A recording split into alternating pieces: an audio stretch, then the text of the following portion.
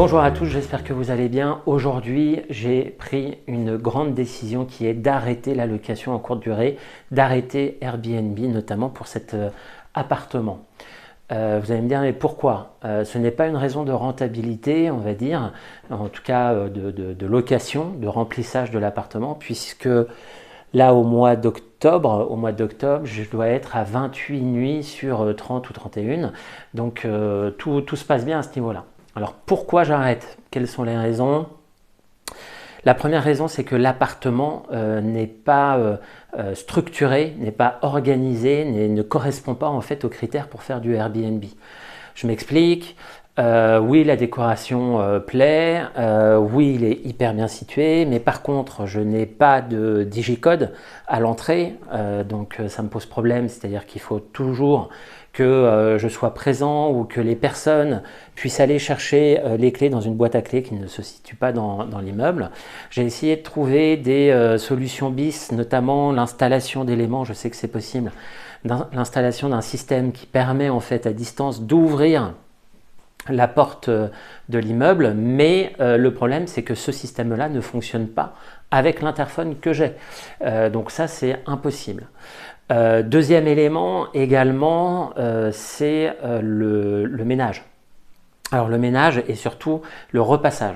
C'est-à-dire qu'au niveau du ménage, il n'y a pas trop de problème, ça ne me coûte pas si cher que ça puisque globalement j'en ai pour à chaque ménage autour des 12 € et ça c'est intégré en fait dans le prix de location. C'est-à-dire que hors période estivale, je loue cet appartement-là 39 € plus 12 € en fait de ménage.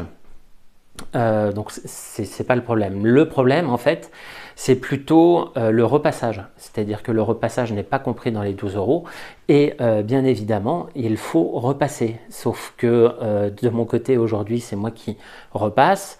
Aujourd'hui, si je faisais faire, ça coûterait peut-être 5 ou 6 € de plus, mais 39 moins 5 ou 6 €, c'est-à-dire 30 € la nuit, un appartement comme ça, vu les contraintes que j'ai, dans le meilleur des cas, ça me fera 750-800 € le mois.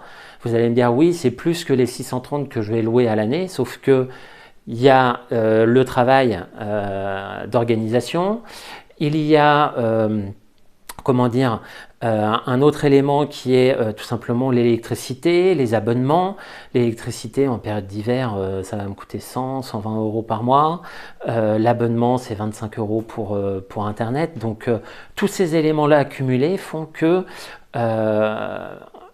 j'ai pas de sérénité en louant Airbnb, en tout cas pas dans la façon dont c'est organisé actuellement et pour ce type de bien. Donc j'ai pas de sérénité, c'est-à-dire que je peux pas automatiser de façon importante en fait la venue des locataires. Et puis globalement au final ça pourrait ne pas me rapporter tant que ça.